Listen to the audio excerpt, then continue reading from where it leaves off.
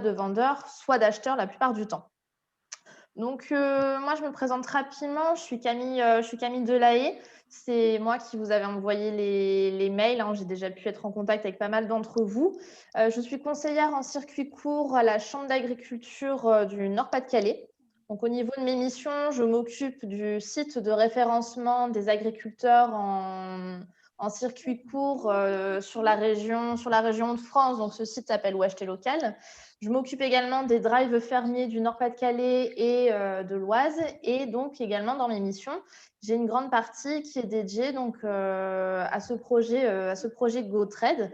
Et donc c'est grâce à ce projet qu'on se réunit aujourd'hui. Donc voilà, j'espère que vous m'entendez tous bien. Si ce n'est pas le cas, vous avez un accès au chat donc en bas, là, quand on bouge la souris, il y a un endroit, une petite bulle qui s'appelle discussion. Donc, quand vous cliquez dessus, il va y avoir une fenêtre qui s'ouvre sur votre droite et par ce biais-là, on peut également communiquer. Donc, vu le nombre qu'on est ce soir, on ne va pas pouvoir tous poser des questions, quoi que ce soit. Donc, ce chat est à votre disposition aussi. Donc, s'il y a un souci de compréhension, si vous avez besoin d'un approfondissement ou s'il y a un problème technique, n'hésitez pas à mettre un message là-dessus. Donc, soit si c'est une question que moi je peux répondre, je le fais tout de suite via le chat, ou si c'est une question vraiment sur le fond, on prévoira un petit temps avec Richard, donc soit à la fin d'une partie, soit à la fin de cette session pour y répondre. Il n'y a pas de souci, il y a pas de souci là-dessus. Ah bah super, je vois qu'on m'entend bien, donc c'est parfait. Oui, très bien Donc, Camille. ouais, je vois dans le chat, il y a déjà des commentaires, donc c'est génial. Pour permettre aussi, voilà, tout le monde de bien entendre la personne qui est en train de parler, je vais tous vous inviter à couper vos micros parce que sinon il peut y avoir un écho et ça peut être un petit peu dérangeant. Bien sûr, vous pourrez les réactiver si vous avez un besoin de vous exprimer, pour compléter une question ou quoi que ce soit, ça peut toujours se faire, il y a aucun problème là-dessus. Donc, aussi pour ceux, je parle vraiment technique pour l'instant, pour ceux qui ont des réseaux un petit peu faibles, n'hésitez pas à couper votre caméra parce que c'est toujours mieux de privilégier le son. Donc, voilà, parfois il faut choisir quand on a un réseau faiblard, entre le son ou l'image. Donc vous pouvez couper votre vidéo, on ne vous verra plus, mais vous continuerez à nous voir et surtout à nous entendre. Donc voilà pour les questions, on va dire purement techniques. On va pouvoir se commencer ce webinaire à l'heure, donc c'est plutôt une bonne nouvelle.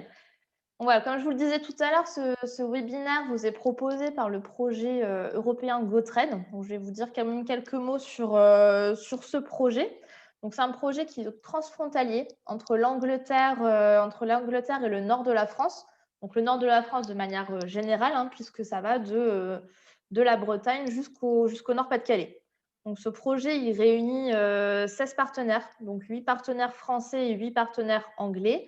Et dans les partenaires français, donc on va avoir la ville de Louvigné-du-Désert, qui est une ville en Bretagne.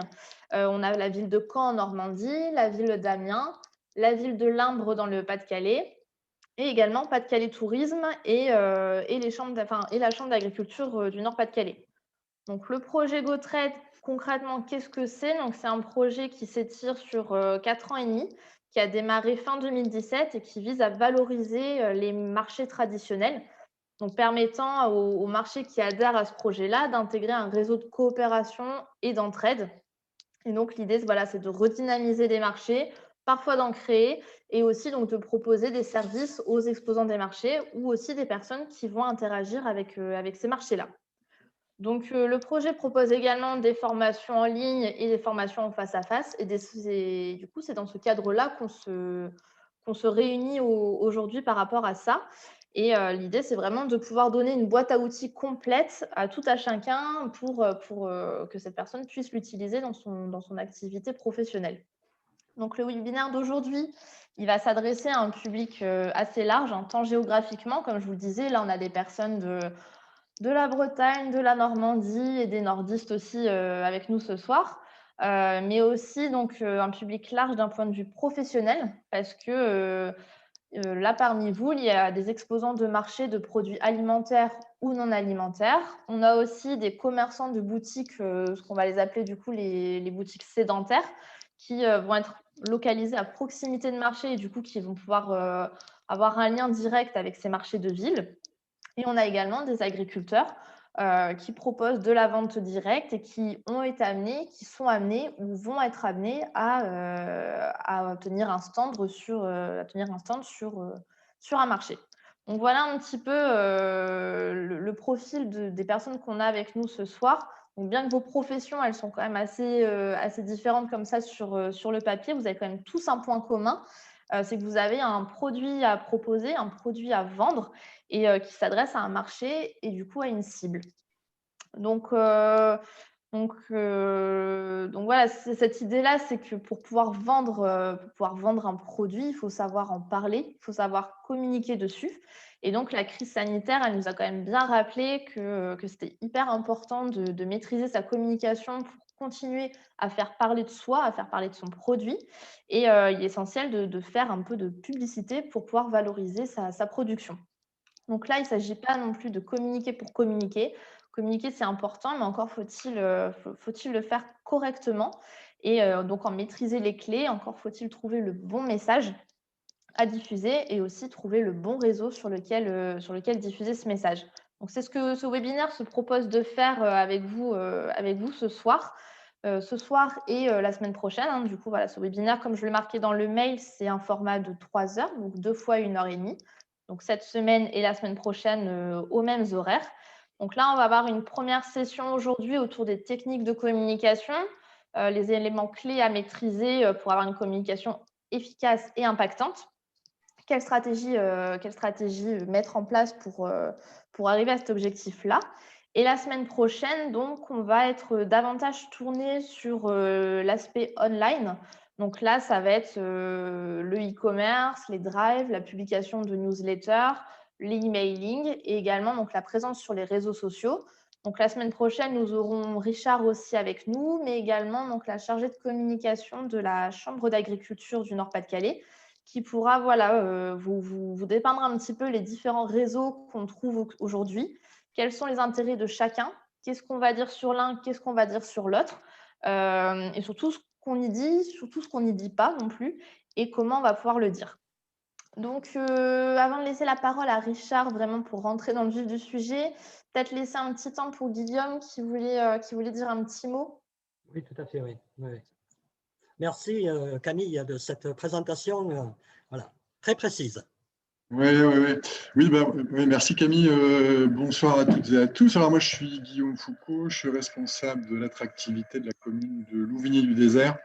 On est les Bretons du projet. Je vais juste en 2-3 mots parce qu'il est déjà 17h10 et puis le temps est compté. Non, on souhaitait être présent, je souhaitais être présent au début de cette formation. Déjà, là, je trouve que il y a du monde, il y a des participants et ça, je trouve que c'est vraiment une bonne chose. Et puis, ça prouve que le projet, là, en tout cas ce qu'on propose, a du sens, surtout en cette période et que la communication va être de plus en plus importante là, pour les commerçants, qu'ils soient sédentaires ou non sédentaires. Donc ça, je salue les commerçants louvigniens d'ailleurs qui sont présents ce soir à ce propos. Je vais juste aussi saluer la présence d'un élu de Louvigné, M. Jean-Paul Goupil, là, qui est adjoint à la mairie de Louvigné aux finances et ressources humaines, qui est présent également.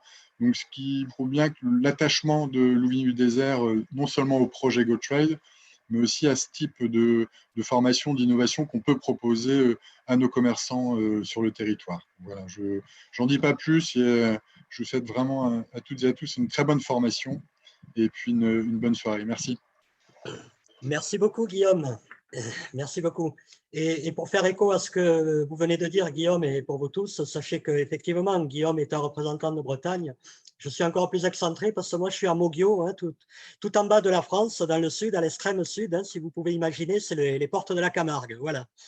Donc, je vous envoie un grand soleil depuis ma Camargue, d'ailleurs. Voilà. Bien, alors, comme le disait donc Delphine, bien entendu, Camille, pardon, et comme l'a précisé, merci de votre message, Monsieur Goupil. Donc, et comme le précisait, j'admets 2 personnes, Camille, Jean-François et Marie Malagras, voilà. Donc, et comme le précisait Guillaume, le but est de vous donner donc, au travers de ce webinaire, un outil, hein, je vais l'appeler comme tel, un outil pratique, un outil de transposition, puisque la manière dont je l'ai conçu va vous permettre de pouvoir très vite en tirer profit, je me permets de vous le dire comme tel, de manière à ce que vous puissiez donc l'intégrer dans votre processus commercial. L'idée que nous avions eue avec Camille au départ, ce n'est pas quelque chose qu'on a mis en place il y a une semaine. Hein, avec Camille, on s'est rencontrés téléphoniquement en tout début d'été, hein, c'était au mois de juin, ensuite je l'ai eu en juillet. On avait pointé du doigt quelles étaient les formations les plus adaptées à la situation que nous traversons depuis le mois de mars, en effet. Et de fait, nous avions arrêté en premier lieu 2 thèmes, hein, qu'on a d'ailleurs dispensé, c'était fin novembre, et celui-ci, donc, sur lequel nous sommes amenés à nous rencontrer aujourd'hui. Capital à 2 niveaux. Capital parce qu'il va nous permettre de comprendre et vous permettre d'intégrer des techniques pratiques de communication. Communiquer, c'est vaste, communiquer, c'est nécessaire, comme l'a dit Camille, mais au-delà de la nécessité, le but est de le faire correctement avec, vous allez voir, une démarche qui est très accessible et surtout très intégrable, c'est ça le but. La deuxième partie, la semaine prochaine, nous permettra de pouvoir orienter ce que l'on a fait aujourd'hui sur des techniques plus dédiées en matière de communication avec un terme qu'a utilisé Camille que l'on appelle online, comprenez tout simplement, via les supports informatiques et numériques essentiellement. J'en ai cité quelques-uns à la fin de cette séance dont on lira les contenus, mais le but est de pouvoir les rencontrer de manière plus précise la semaine prochaine avec une spécialiste notamment comme l'a spécifié Camille, qui elle vous parlera de l'aspect plus technique et logistique. Bonsoir Bastien, ravi de vous accueillir. Donc, merci, bonsoir. Je vous en prie, des aspects plus techniques et logistiques, donc avec la personne de la Chambre d'agriculture qui sera là la semaine prochaine également. Voilà, donc comme vous disait Camille, si vous êtes tous là, je regarde dans ma salle d'attente, je n'ai plus personne.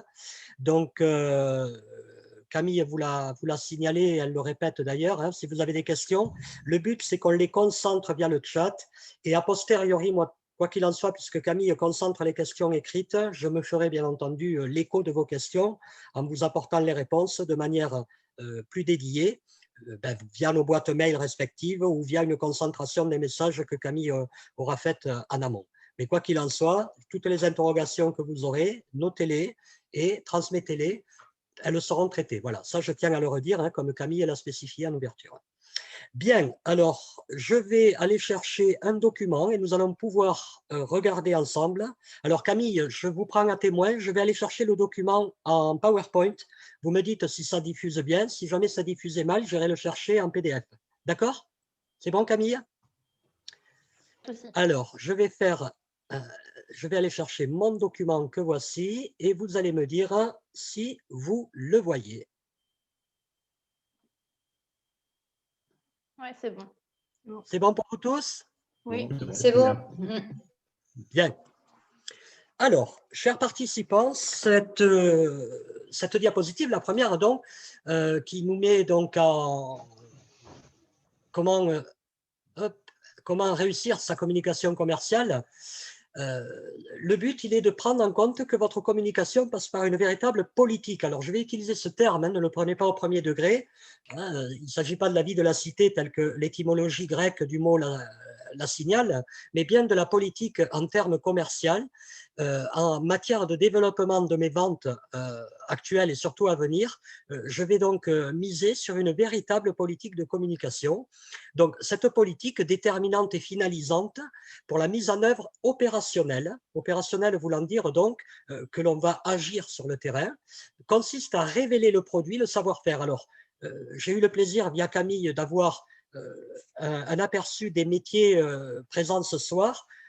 Sachez que vous soyez producteur, commerçant, que vous soyez dans la partie alimentaire ou que vous soyez sur des dispositifs un peu plus artisanaux, que vous soyez sur une partie donc proxémique en matière de rencontre immédiate avec le client final ou que vous soyez que vous passiez par des intermédiaires distributeurs, vous avez avec cet outil, quoi qu'il en soit, la capacité et surtout la possibilité de pouvoir le transmettre à vos dispositifs respectifs. Alors, cette communication dite ou politique de communication repose sur 3 objectifs. Alors, les termes sont peu usités, mais je vais les traduire avec vous. On appelle la démarche globale en communication définie en 3 niveaux de communication. La démarche dite cognitive tout d'abord, qui consiste, comme l'origine du mot la signale d'ailleurs, hein, cognitive, donc ça vient de connaissance, koknos en grec. Donc le but est de faire connaître, faire savoir que nous existons, ce que nous faisons et sur quoi nous sommes spécialisés. Alors, je ne vais pas me permettre de dire faites ça, puisque beaucoup d'entre vous ont déjà fait connaître et porté à la connaissance du marché ce qu'ils font, mais attention, on croit souvent trop facilement savoir que le public nous connaît, alors qu'en fait, quand on pose des questions sur le marché, on s'aperçoit que la notoriété n'est pas forcément toujours développée. Donc l'aspect cognitif, il s'agit ici que vous ayez le réflexe de penser à votre notoriété. Notoriété voulant dire donc nous faire connaître. Et faire savoir qu'est-ce que vous portez, quelle est la particularité de votre activité. On le verra plus tard, hein, donc je ne vais pas le détailler sur un type de message, mais voilà, faire savoir, faire connaître. La deuxième démarche, déterminante qui plus est aujourd'hui, c'est la démarche affective. La démarche affective que l'on appelle aussi donc l'aspect affectif en communication a pour but de vous faire apprécier et de faire adhérer le public cible étant les clients et les futurs clients que vous voulez prospecter, donc de les faire adhérer à votre bannière. Pardonnez-moi de ce terme, j'utilise souvent cette image. La bannière, c'est comme si vous représentiez une communauté et qu'en fait vous brandissiez une bannière pour laquelle vous allez tout mettre en œuvre pour que les gens adhèrent. Nous le verrons plus tard, ce n'est pas pour rien que les réseaux sociaux se sont développés hein, sur le plan commercial. Nous avions le plaisir d'avoir, pardonnez-moi, Guillaume, donc, qui représente Louvigné du Désert, et justement, sur le plan d'une commune, moi je vis à Moguio depuis peu, et je m'aperçois que les communes aussi ont tout mis en œuvre pour que les citoyens de la commune adhèrent au projet de la commune. Et donc, on est là dans une démarche dite affective. Et enfin, une démarche conative, c'est un terme qui est un peu moins commun. Conative, encore une fois, d'origine grecque, va chercher par le mouvement, par l'action, à faire réagir les individus, à les faire agir pour qu'ils acquièrent le projet que vous portez et donc du coup le produit que vous représentez. D'accord? Je vous donne un exemple tout simple. Hein. Je fais une opération de promotion de 15% de la période du haut, hein, sur une période donc déterminée. C'est une action dite une démarche conative. D'accord? Voilà. Donc, retenez, ça c'est le premier point. Vous avez dans tous les cas, je regardais si j'ai personne dans la salle d'attente, non.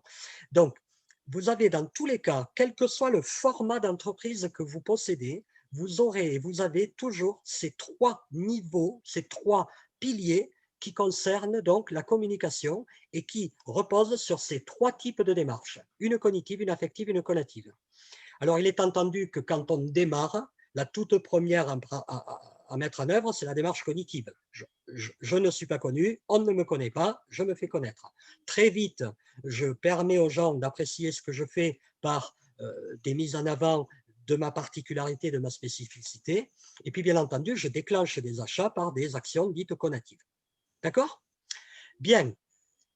Vous avez ensuite, donc, dans la politique de communication, hein, au travers de ces 3 niveaux de démarche, de ces 3 démarches, la PLC, politique de communication, pardonnez-moi de l'abréviation, va permettre à l'entreprise de créer un lien, un véritable lien avec le marché.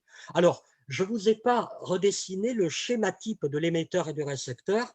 C'est un schéma d'ailleurs qu'on avait abordé succinctement, Camille, souvenez-vous, en novembre. C'est le fameux schéma de Jacobson, hein, ce sociologue britannique qui nous parle d'un émetteur et d'un récepteur. L'émetteur, c'est nous, c'est l'entreprise. Le récepteur, c'est l'entité du marché qui me concerne. Et le but, il est de créer entre l'émetteur et le récepteur, d'accord, un lien par le biais de deux entités majeures.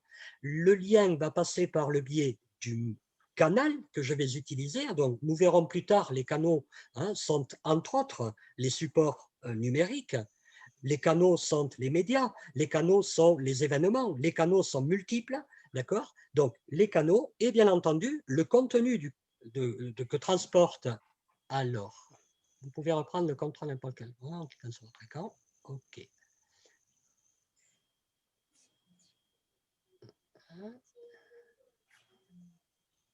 Voilà. Et donc, qui consiste, comme je vous l'ai dit, le canal qui va transporter le message et le message donc qui lui va porter le contenu. Je m'explique, le contenu étant ce que vous allez dire au public pour pouvoir le fédérer, pour pouvoir donc, je reviens à ce que nous avons dit, pour pouvoir faire de sorte qu'ils vous connaissent, pour pouvoir faire de sorte qu'ils vous apprécient ou faire de sorte qu'ils réagissent. D'accord? Donc, ce schéma de Jacobson va enclencher donc de la notoriété, de l'image, du trafic, de la fidélisation. On a là donc quatre orientations qui vont permettre à votre entreprise de se développer favorablement. Pour y parvenir, 2 stratégies. Alors, 3 démarches, 2 stratégies en communication. La stratégie dite pull, de l'anglais to pull. Alors, pardonnez mon anglais médiocre, hein, dans le sud de la France, on est plus proche des langues latines. J'en ai souvent, donc, j'ai souvent parlé de ça avec Camille. Cependant, bon, parlant un peu anglais avec un accent du sud, to pull voulant dire attirer le client, attirer les acteurs du marché vers le produit.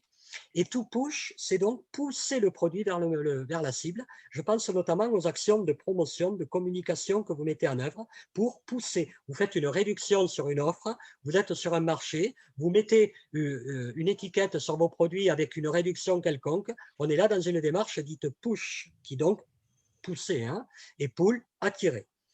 Une fois que vous avez pris en compte donc les 3 démarches et les 2 stratégies, nous allons pouvoir maintenant, et c'est on commence à rentrer vraiment dans le cœur de la rencontre d'aujourd'hui, nous allons comprendre et voir ensemble ce que nous appelons en communication les supports. Les fameux supports, je le rappelle, ce sont les vecteurs de votre communication. Communiquer est important. Communiquer est important si on utilise le bon vecteur. Sinon, on communique dans le vide. Alors, nous verrons qu'il est important de communiquer avec un bon message, mais il ne sert à rien de composer un message si on n'a pas identifié quels en sont les vecteurs. Et les vecteurs, comme on le dit en mathématiques, ont pour fonction de relier un point A à un point B. Je rappelle que le point A, c'est vous, l'émetteur, le point B, c'est le récepteur. Donc, pour que le point B réceptionne le message, il faut que vous utilisiez des vecteurs qui permettent à votre message d'être transporté. Alors, ces vecteurs, je ne vais pas vous faire un cours de communication commerciale, hein, nous l'avions dit avec Camille, le but est que vous ayez rapidement une possibilité d'intégrer dans votre quotidien d'entreprise, l'outil que je vous propose. Alors, il est entendu, je ne l'ai pas dit en préambule, que cet outil que je vous propose, je l'envoie et Camille en dispose et elle vous le remettra. Hein, je vous mets à disposition mon support complet. Hein, voilà. Il n'y a pas de copyright, il est dédié à la soirée. Hein. Donc, vous avez au travers de cette, au travers de cette vectorisation, 6 familles dans lesquelles il existe une multitude de supports. Alors, le but, il n'est pas de passer en revue tous les supports, parce que je ne les ai pas comptés, mais à vue de nez, on en a pas loin de 100. Hein, donc, le but, il est de comprendre les familles, parce que dans chacune des familles, nous allons donner des exemples de supports, et notamment une famille qui fera l'objet d'un détail plus approfondi la semaine prochaine. Alors, il n'y a pas d'ordre d'importance, hein, je les ai pris de manière non exhaustive en termes de listage, donc on n'est pas dans ce que l'on appelle un ranking du premier au dernier. Donc, les moyens médias sont les premières familles dont on peut parler, famille ou moyenne, hein, c'est la même chose, hein, d'accord. La famille des moyens médias, ce sont les supports qui utilisent un encart. Alors, nous étions en Bretagne, nous sommes passés par la Normandie avec Caen, nous sommes remontés dans les terres des Hauts-de-France via donc la parole de Camille et les représentants de ce soir. Nous sommes dans les terres de l'Occitanie quand vous êtes avec moi. Quelles que soient les régions que nous représentons, sachez que nous sommes amenés à pouvoir utiliser des encarts de réservation d'espace, que ce soit par des formats connus des médias, la TV, la radio locale, la presse, la presse locale, Ouest France notamment, si je prends la Bretagne entre autres, d'accord. Mais on peut avoir des formats médias beaucoup plus spécifiques. Nous avons, nous, à Mogio, un magazine, un édito de la commune qui paraît tous les mois. Vous en avez certainement dans vos régions respectives.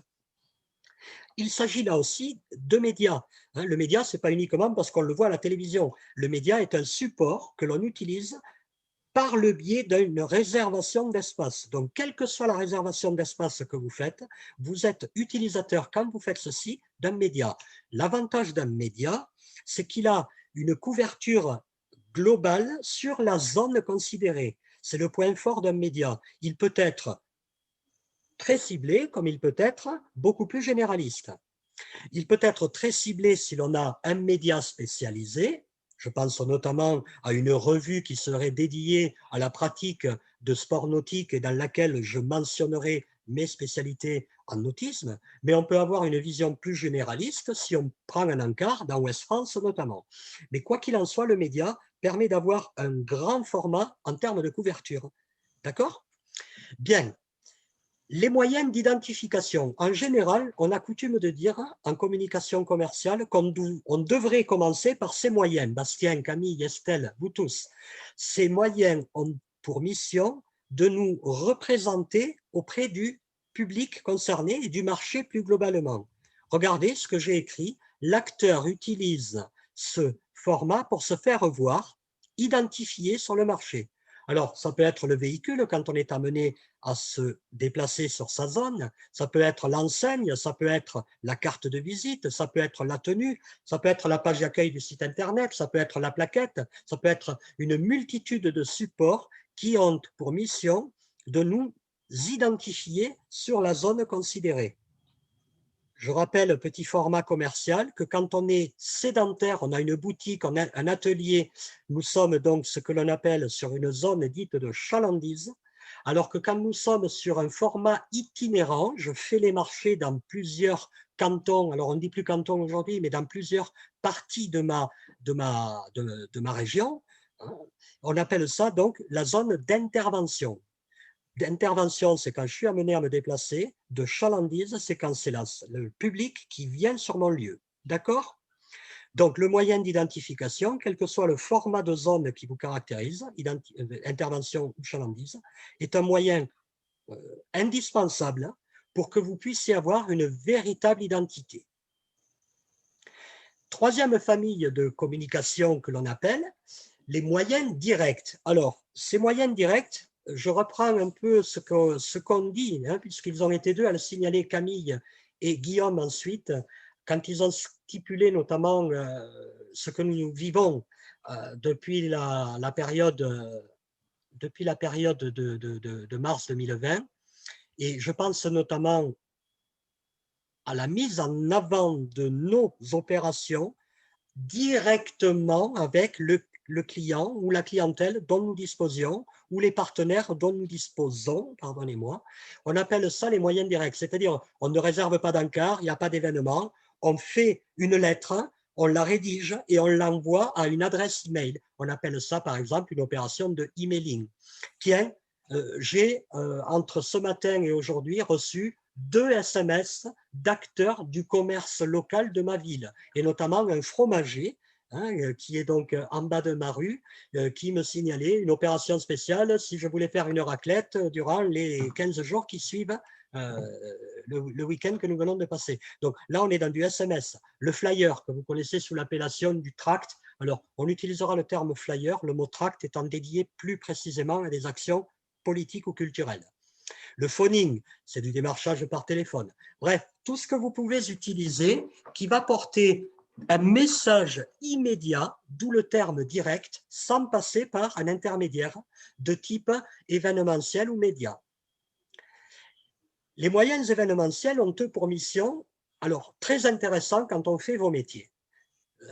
Je ne vous l'ai pas dit, mais Camille vous le stipulera plus tard, mais rapidement, je vous fais un petit aperçu dans mes activités.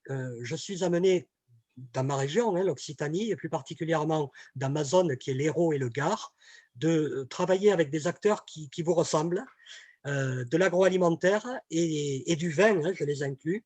Et quand on est avec ces acteurs, nous nous sommes aperçus que nous portons très favorablement et très efficacement des événements sur le marché par le biais donc des opérations pardon, sur le marché par le biais d'événements. L'ensemble des supports qui représentent, j'ai mis l'artisan, hein, l'acteur, dans le cadre d'événements ponctuels, les foires et les salons qui sont plus conséquents, mais ça peut être une inauguration de mon propre local, ça peut être des actions de sponsoring auxquelles je participe, ça peut être des groupements de commerçants ou des groupements de producteurs qui mettent en place une opération ponctuelle. Soyez en tous les cas conscients que ces manœuvres-là sont très intéressantes pour développer deux choses, votre notoriété et votre image, c'est-à-dire la perception qu'auront les individus de votre produit et donc du coup de votre entreprise. Les moyens de valorisation. Alors, les moyens de valorisation, on aurait plutôt tendance à penser qu'ils sont réservés à un certain type de public. Ne le croyons pas, un moyen de valorisation peut être utilisé par tout type d'entreprise. Comme le nom l'indique, valorisation, le but est de valoriser, non pas vous, hein, mais de valoriser l'acteur qui a eu, hein, j'allais dire, qui vous a fait en fait la grâce, pardonnez-moi du terme, de choisir votre produit ou de s'intéresser à vous. Donc, c'est l'ensemble des moyens qui gratifient la cible pour la remercier ou la féliciter. Les jeux, les concours, cartes de fidélité, bons cadeaux, chèques réduction, goodies. Hein, alors, les goodies, hein, voilà, retenez accessoires. Moi, j'en ai un ici qui m'a été remis par un club de sport local. Un goodies, c'est donc tous les accessoires que vous connaissez. On est en pleine période, les calendriers. Vous avez eu le calendrier peut-être de votre banque ou d'un partenaire lambda. Voilà, tout ça représente des goodies. Vous allez me dire, Richard, est-ce que ça a un véritable impact commercial, cet outil de com? Complètement, parce que tout acteur qui ressent que vous vous intéressez à lui retiendra qu'à un moment donné, vous l'avez gratifié, vous l'avez remercié. D'accord? Voilà. Pensez à valoriser votre cible. C'est un très, très bon moyen. Alors, surtout en 2021. Hein. Vous le verrez, nous le verrons à la fin de notre webinaire. Surtout en 2021, où on a des supports numériques hein, qui reposent sur les avis clients. Hein. D'accord? Les fameux like ou unlike. D'accord? Il y a une multitude maintenant de sites, non, mais en tous les cas de supports, oui, qui permettent à tout utilisateur de dire de vous s'ils ont pensé du bien ou du pas bien. Hein? Voilà. Donc, valorisez votre cible, vous y gagnerez. Alors, la valoriser à des périodes bien considérées, hein, pas n'importe quand et n'importe comment, bien entendu. Et enfin, les moyens numériques. Alors, les moyens numériques que nous n'allons pas détailler, ce n'est pas le but, mais sur lesquels je veux donc attirer votre attention. Et nous avons, avec Camille, en ce sens, pointé les fois précédentes l'intérêt de cette rencontre de janvier pour que vous puissiez comprendre qu'est-ce qu'on appelle en 2021 les moyens numériques. Inutile de vous dire que quand j'ai créé ma boîte, c'était en 1998, donc je suis conseiller formateur hein, indépendant. Les moyens numériques, ça n'existait pas sous ce format. Hein. On commençait à avoir quelques emailing, on en était aux prémices. Bien, donc je vous l'ai mis, apparu dans la moitié des années 2000. Les moyens numériques ont vraiment vu le jour en 2004-2005. Hein. Ils offrent une multitude de possibilités à l'entreprise pour développer sa notoriété et ses ventes sur le marché. De plus, en période de restrictions sanitaires, et là c'est d'autant plus important qu'on l'entende, ce que vous allez lire, telles que celles rencontrées depuis près d'un an, hein, donc je le rappelle, hein, depuis le 17 mars 2020 exactement, ils sont une véritable alternative aux actions commerciales habituelles. Leurs noms les plus connus sont les réseaux sociaux, les blogs, les forums, les newsletters, les comptes divers, et nous verrons justement sur les diapositives de fin de partie, je vous ai mis, même si on ne les lit pas, vous les aurez, où j'ai tout détaillé, quel est le rôle de chacun d'entre eux. C'est capital que vous le sachiez, parce que le contenu du message que l'on va voir plus loin, hein, dans 2-3 diapositives, est analogue, mais par contre, attention, leur usage étant aujourd'hui tellement répandu, il serait presque, j'ai envie de dire, illogique de développer une relation commerciale avec des clients sans avoir créé une présence sur un réseau social en fonction de nos produits, bien entendu. Et vous verrez pourquoi. Et je le rappelle, attention, autant j'ai ce langage en 2021, autant je ne l'aurais pas eu il y a 15 ans en arrière. Puisque j'évoque l'attention et l'alerte, justement, attention à ne pas confondre, d'accord, les supports dont je vous parle là, que l'on appelle les moyens numériques, hein, réseaux sociaux, blogs, etc., avec des boutiques et des plateformes de vente. Hein, ce n'est pas la même chose. Une boutique, une plateforme de vente, hop, attendez, j'admets quelqu'un qui était dans la salle d'attente. Je regarde si elle est bien là. Oui, normalement, c'est bon. Voilà. Donc, attention à ne pas les confondre avec les boutiques et les plateformes qui, elles, ont des, ni plus ni moins, sont des substituts à vos moyens physiques actuels. La semaine prochaine, Camille, la semaine prochaine, Bastien, Estelle, vous tous, Guillaume, bien sûr, Stéphanie, Ambrosino, Jean-François. Ecco, parlo italiano, Stéphanie. Donc, Sandrine, Anne, Laura, vous tous, la semaine prochaine, vous aurez une intervenante qui vous parlera justement techniquement de ces fameuses boutiques et autres. Je vous en parlerai également, d'accord? On est là sur des moyens que l'on appelle de distribution, hein, alors qu'avec les réseaux sociaux, les blogs, les forums ou autres, on est sur des moyens de communication, d'accord? Bien. Alors, une fois que vous avez, donc je fais le point avec vous, hein, 6 familles de moyens de com. Les moyens médias, les moyens d'identification, les moyens directs, les moyens événementiels, les moyens de valorisation, et enfin, ce que nous appelons donc les moyens numériques. Alors, sachez qu'à elles 6, ces 6 familles regroupent plus de 100 supports de communication. Il y a, je ne les ai pas comptés exactement, mais on est à la centaine très facilement. Alors, une fois que l'on a fait le point sur les moyens, nous allons maintenant compléter et conclure sur la première partie avant de rentrer dans une démarche plus terrain, la politique de communication dont suite et fin, hein, retenons que toutes les opérations de com qui sont mises en œuvre, quelle que soit l'activité artisanale, commerçante, productive, agricole, peuvent être rattachées et distinguées par 2 axes principaux de communication. Et c'est là où Camille a apporté l'information, notamment en début de rencontre, la communication offline. Alors, on ne va pas faire de la sémantique ensemble. Bastien, retenons que offline, c'est tout ce qui n'utilise pas les supports numériques. D'accord? Je participe à une foire, je mets une publicité sur, regardez, je vous montre, une plaquette. Il s'agit ici d'une plaquette d'un producteur comme vous, qui est un producteur italien. Vous connaissez mon attachement pour la culture et les produits de cette belle Italie. Donc, il s'agit ici d'un producteur italien. Vous avez une carte de visite, un véhicule. Tout ça, c'est de la communication dite offline.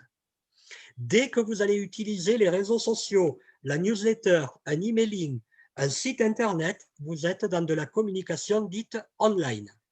C'est bon, Estelle? C'est clair pour vous? Vous pouvez me faire ça avec... hein, voilà, je vous vois. Voilà. Merci, Estelle.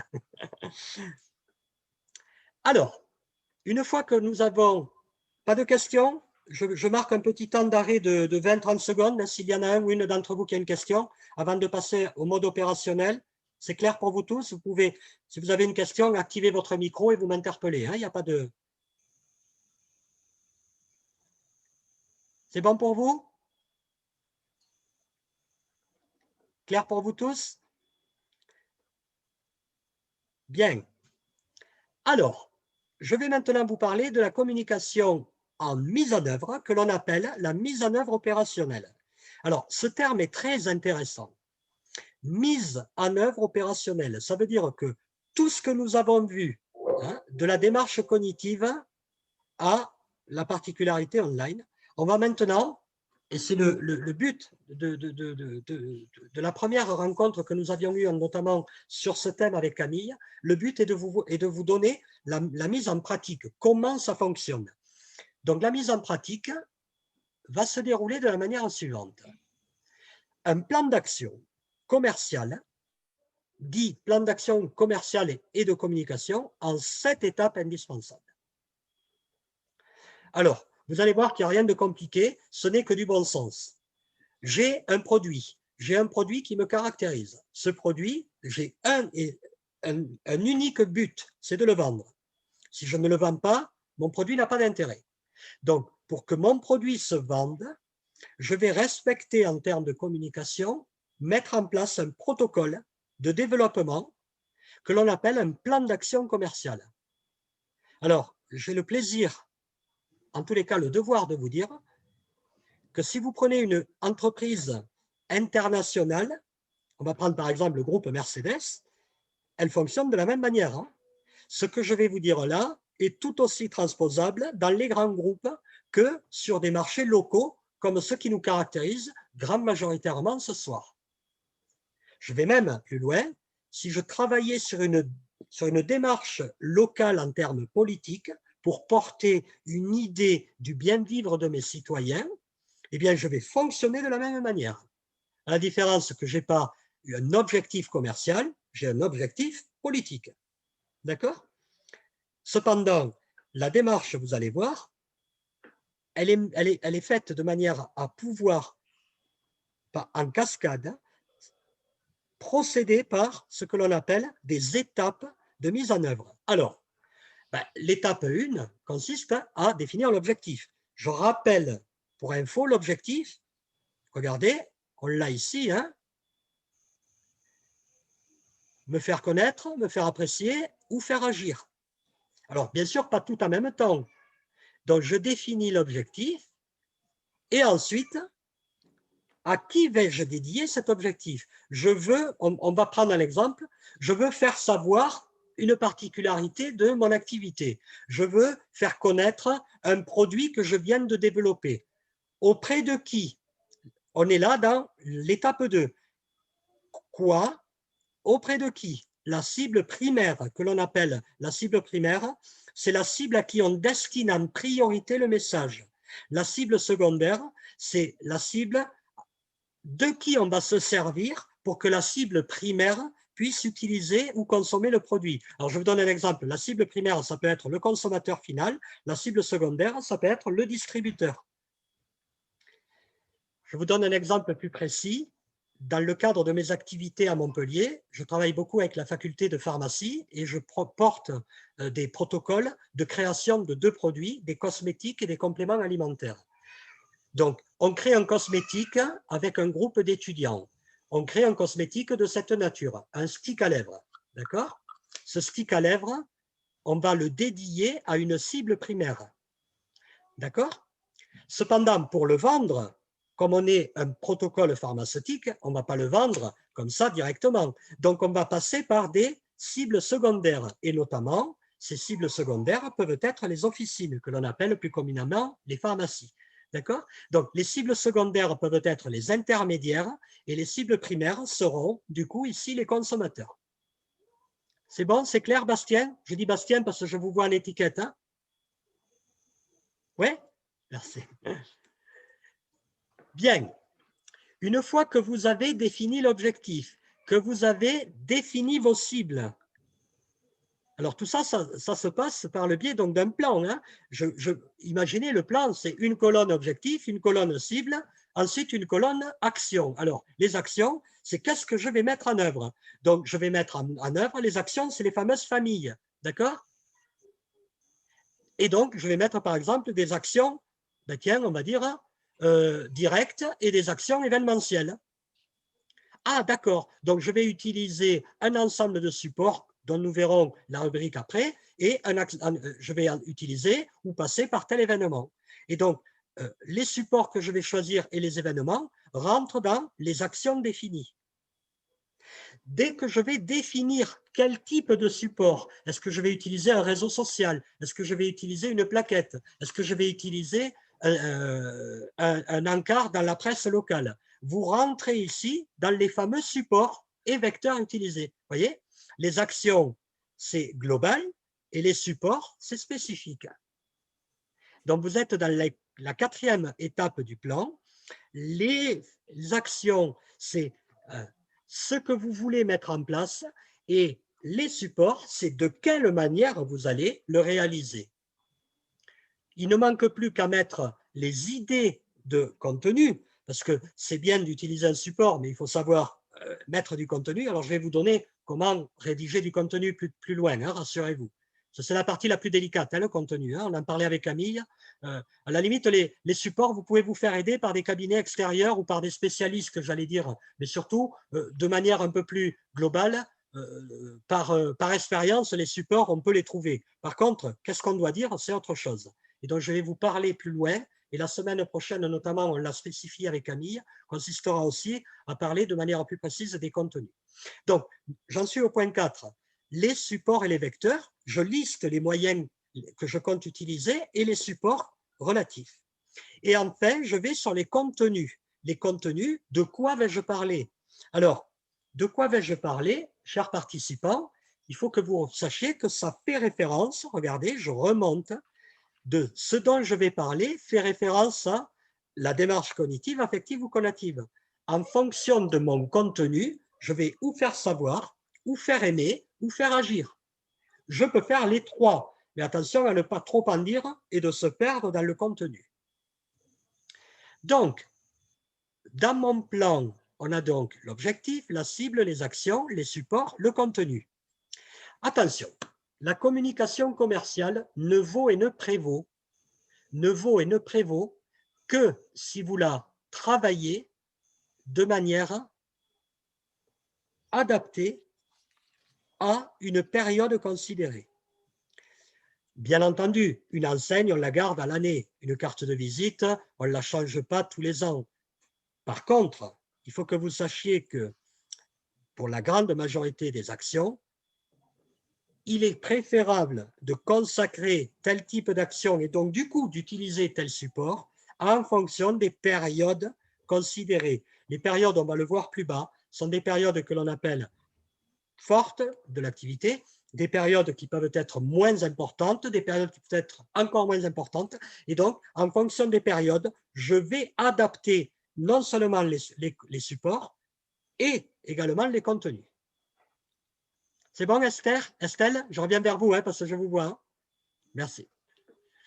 Et enfin, vous n'omettrez pas de mentionner dans votre plan d'action, c'est capital pour que vous réussissiez, parce que personne ne vous le financera. Alors, on peut avoir, et là, je parle en présence de partenaires, donc pour pouvoir le justifier, je pense notamment à Guillaume et à Camille en disant ça, hein, mais dédié, pensez toujours au budget. Ne faites pas l'erreur de considérer que tout ce que vous allez faire en com va vous coûter de l'argent.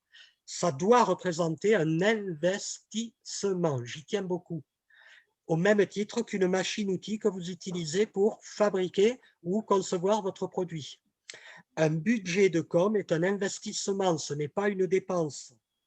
Alors, vous allez me dire, Richard, tu es bien gentil, mais on n'a pas toujours des retours sur investissement immédiat. Vous avez raison. Cependant, considérez qu'en ayant investi en communication, vous avez développé sur le marché une vitrine et vous n'en serez jamais, en tous les cas, vous n'en ressortirez jamais anonyme. Car toute action de com, bien entendu, adaptée, hein, mais toute action de com aura à un moment donné un impact. Pourquoi je me permets de vous dire ça? Parce que vous avez la particularité en plus de travailler sur des zones de proximité. Vous pouvez rayonner à l'international et certainement probablement pour certains d'entre vous. Ce que je considère en priorité et qui vous caractérise, c'est que vous rayonnez sur le plan local. Et je le vois ici, Camille le sait, parce qu'en plus elle connaît très bien ma région. Je le vois ici sur le plan local au niveau de l'Occitanie. Quand on met en place une opération dans la ville de Carcassonne, que l'on dédie notre action auprès des acteurs carcassonnais, il y a un impact, plus ou moins rapide, mais il y a un impact. D'accord? Bien. Alors, on fait un résumé rapide. On a donc les 7 étapes. Un objectif, une cible, des actions, des supports pour porter l'action sur le marché, des messages transportés par le vecteur et les supports utilisés, des périodes dédiées et un budget alloué. Alors maintenant, on va voir dans le détail comment ça fonctionne. Vous allez voir, je vous ai tout préparé. Alors, la mise en œuvre opérationnelle, nous l'avons vu au début, pardonnez-moi, repose sur 3 objectifs majeurs. Rappelez-vous, démarche cognitive, développer sa notoriété, démarche affective, se faire apprécier, et démarche conative. Démarche affective, c'est fidéliser, notamment. Et démarche conative, faire agir les clients, le marché. Maintenant, je vais vous donner, pour être plus précis, 4 objectifs qui viennent compléter les 3 objectifs que nous avons cités. Les 3 objectifs qu'on a vus au début, vous voyez ma souris, on les retrouve ici en bleu turquoise. Les 3 objectifs de début de diapo, c'est notoriété, trafic, fidélisation. Regardons ici, notoriété, démarche cognitive, trafic, démarche conative, fidélisation, démarche affective. Faire connaître, faire agir, faire aimer. On est bon? C'est clair, Bastien? C'est bon pour vous? Merci, Bastien. Donc, à ces objectifs majeurs, comme on les appelle, je dois vous informer parce que vous êtes avant tout des acteurs de proximité, que vous pouvez utiliser 4 objectifs que l'on appelle des objectifs secondaires, qui chacun d'eux seront, et on va le voir ensemble, rattachés à un des 3 objectifs majeurs. L'alerte, c'est quand j'ai mis l'artisan, ne retenez pas le terme, je mets artisan comme j'aurais pu mettre l'acteur, le commerçant, le producteur. Ici, vous avez l'alerte, c'est quand l'acteur doit prévenir sa cible, ses partenaires d'un changement, d'accord, d'une modification notoire, d'une nouvelle réglementation. Ne faites pas l'erreur, c'est une réglementation, une nomenclature liée à votre produit et à votre entreprise, de vous dire, oh ben de toute façon, les clients le verront bien, ils le diront à la télé. Non, peut-être, mais c'est à vous d'en informer votre clientèle et vos partenaires. Ça démontrera que vous êtes quelqu'un qui considère sa cible. Et croyez-le bien, entendez-le surtout plutôt que croyez-le, vos clients, si vous les avez prévenus, vous en seront reconnaissants. Trop d'artisans, trop d'acteurs de proximité font l'erreur de ne pas alerter quand il y a des changements. Et de se retrouver du coup avec des clients qui leur disent « Ah, mais je n'étais pas au courant, vous auriez pu me le dire. Ah, mais attendez, ils l'ont dit à la télé, ils l'ont dit dans les journaux. La commune a communiqué là-dessus. Ah ben oui, mais c'est votre rôle d'en parler. Pardonnez-moi, ça ne vous est pas dédié. Je veux vraiment que vous soyez très vigilants là-dessus. Vous êtes pour beaucoup sur des protocoles alimentaires. Il est très souvent non, mais il peut être amené, on peut être amené à communiquer fréquemment sur de l'alerte. Alors attention, par contre, n'alertez pas à tout bout de champ, parce que par nature, l'alerte, ça fait peur. C'est un changement. C'est pour ça que je l'ai mis en rouge vif. L'information, ça, prenez l'habitude de le faire. Là aussi, les Français que nous sommes ne le prenez pas au premier degré, mais on n'a pas l'habitude d'informer notre clientèle quand on évolue. On se dit, les clients le verront bien de toute façon. Non, prenons l'habitude. J'annonce les évolutions. Quand j'intègre une nouveauté, quand je complète mon portefeuille produit, ou bien, regardez, quand je mets un complément tout simplement dans mon activité. Alors, on informe par mailing, par emailing, d'accord? Mais faites-le, vraiment. Vous avez maintenant la technique, vous avez les outils, donc les contenus, pardon, on va les voir, mais travaillons ici sur les objectifs complémentaires. L'explication, tout le monde ne sait pas précisément ce que vous faites. N'hésitez pas à faire des plaquettes explicatives, des dépliants, des brochures qui identifient vos produits, vos spécificités. Regardez, l'artisan précise des points bien spécifiques en vue de faire ressortir les axes de différenciation. Camille Delahaye, ici présente, vous dira qu'on appelle ça, la technique utilisée ici, c'est ce que l'on appelle l'avantage concurrentiel.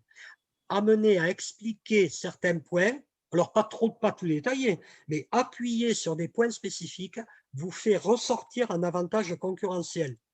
Et entendez-le, dans le monde agricole dans lequel nous vivons, dans le monde artisan dans lequel nous vivons, dans le monde de proximité commerçante que nous représentons, au plus vous êtes différencié, au plus vous êtes remarqué. Si vous n'êtes pas différencié, distingué, vous restez vous restez, je ne me permettrai pas de le dire, mais vous risquez de rester anonyme. D'accord? Et enfin, l'implication, c'est capital que vous preniez l'habitude de faire participer vos publics. Je m'explique. L'implication, c'est quand vous mettez les opérations, vous organisez les opérations, vous mettez les opérations en place, des événements dans lesquels vous activez votre clientèle, votre réseau, vos partenaires, vous les faites participer. Tiens, je vous donne un exemple. Enquête de satisfaction. Nous n'osons pas, a posteriori de nos actions avec nos clients, au bout d'un exercice de 6 mois ou 1 an, faire des enquêtes de satisfaction. C'est dommage. Pourquoi maintenant mes opérateurs de téléphonie le font et pourquoi moi, acteur local, je ne le ferai pas? Vos acteurs de téléphonie ne se gênent pas. Hein. Chaque fois que vous les contactez, ils vous envoient un mail en vous disant « Avez-vous été satisfait? Vous pouvez me dire ce qui est. » D'accord? Et ils vous demandent de faire ça ou ça. Hein. Enfin, surtout ça d'ailleurs. D'accord? Eh bien, ne vous privez pas. Impliquez vos clients. Alors, impliquer, ce n'est pas que de la satisfaction, hein, ça peut être les opérations promotionnelles. Le but, c'est d'activer la clientèle, le réseau, les partenaires. Alors, regardons maintenant, pointons ensemble ce qui se passe. Vous avez donc... Lui, il voit comme ça. Moi, j'ai pas mis la caméra, je pense. C'est bon? Oui? Donc, pointons ce qui se passe. 4 objectifs plus 3. Vous avez donc 7 objectifs majeurs. Alors, j'ai construit mon module, Camille l'a peut-être repéré parce que je le lui ai envoyé un petit peu avant. J'ai construit mon module pour que vous puissiez mémoriser facilement. C'est une technique comportementale. Hein. Donc, regardez, mémorisons tout ce que nous faisons. 7 étapes dans mon plan, 7 objectifs. Donc, vous voyez, comme ça sera très fluide dans votre esprit. Pour réussir ma communication, il faut que je peux utiliser 7 objectifs. Mon plan de com repose sur 7 étapes, d'accord? Voilà, 7 objectifs qui contribuent à véhiculer une seule et unique chose. Estelle, une seule et unique chose. Marie Malagra, Bastien, Jean-François, Laura, Nelly, vous tous. Ce qui vous fera réussir demain et surtout ce qui vous fera durer demain, c'est que vous ayez une bonne image. Rappelez-vous un auteur français, je ne vais pas le citer, chanteur et compositeur, auteur, pardon, compositeur et interprète, Georges, pour ne pas le nommer, qui chantait la bonne réputation, hein, ou la mauvaise d'ailleurs. Voilà. Alors, une fois que vous avez visualisé les 4 objectifs après le plan de com, voyons maintenant comment nous allons mettre en œuvre des contenus. Alors, en matière de contenu, je vous ai simplifié la pratique. En communication commerciale, vous avez 3 types de contenus que l'on appelle 3 types de messages qui vont à eux seuls utiliser et couvrir tout ce que l'on peut faire en communication. Alors attention, pas les 3 en même temps, bien entendu. Par contre, le but, il est que ce soir, vous compreniez, quand vous allez parler, ce que vous dites et pourquoi vous le dites. Si vous voulez, on va prendre l'exemple du premier, le message identitaire. Comme son nom l'indique, il a pour objectif de révéler votre identité. Donc, il s'agit tout simplement sur un support, je vais prendre le plus simple, qui est la carte de visite. Sur une carte de visite, ne doit apparaître que et uniquement que mon nom, mon logo, mon identité métier et le moyen que je mets à disposition au récepteur de me contacter. Je m'explique. Mon nom, mon logo. Qui? Mon métier, mes produits, mes spécificités. Quoi? Le moyen que je mets à disposition pour me contacter. Où? Qui? Estelle Frémont, Agri. Quoi? Spécialiste en produits porcins et produits ovins. J'invente, hein, Estelle, hein, ne le prenez pas au premier degré, hein, d'accord? C'est un exemple. Hein? Spécialiste en produits porcins et produits ovins en Haute-Normandie. Je ne sais pas si vous êtes en Normandie d'ailleurs. Plus bas, Basse-Normandie, pardon. Ou e.frémont@agri.fr, d'accord, 06 28 14 15 40, d'accord, et 14 500 Bayeux. Bayeux étant dans le Calvados, si je ne m'abuse. Hein, Stella, on est bien d'accord? Voilà. Donc, je vous ai donné là, rapidement avec un exemple, bien entendu totalement inventé, mais une explication concrète de rien d'autre en qui, quoi, où. Alors, le qui, c'est toujours mon identité de nom, mon identité visuelle. J'ai un logo, j'ai une image représentative ou une calligraphie du nom, peu importe. Coca-Cola n'a pas de logo, ils ont une calligraphie. Par contre, la marque la plus connue au monde, c'est Coca. La deuxième marque la plus connue au monde, vous la connaissez, c'est McDonald's. Donc McDonald's, pardonnez-moi de citer ces noms-là, ils vont vous faire rebondir à vous producteurs, mais c'est pour vous parler de l'identité, d'accord? Le quoi, c'est ce qui me caractérise, c'est le métier et les particularités de mon métier. Et le où, c'est comment peut-on me contacter? Alors attention, en 2021, le où est capital. Je veux voir un réseau social, un site internet, un numéro de téléphone, d'accord? Voir une adresse, c'est une boutique. Mais la priorité aujourd'hui ici, elle est numérique et téléphonique. C'est bon pour vous tous? Oui. Et toujours spécifier où vous vous trouvez. Vous n'êtes pas obligé de mettre 28 rue ou passage Jean Moulin, mais spécifier la zone géographique. Si vous êtes à Louvigné-du-Désert, vous mettez Louvigné-du-Désert, Bretagne. Si vous êtes à Lumbre, vous mettez Lumbre, pardon Camille, pardonnez-moi, 62 ou 59? 62. 62. Merci. Ouf. Merci Jean-François.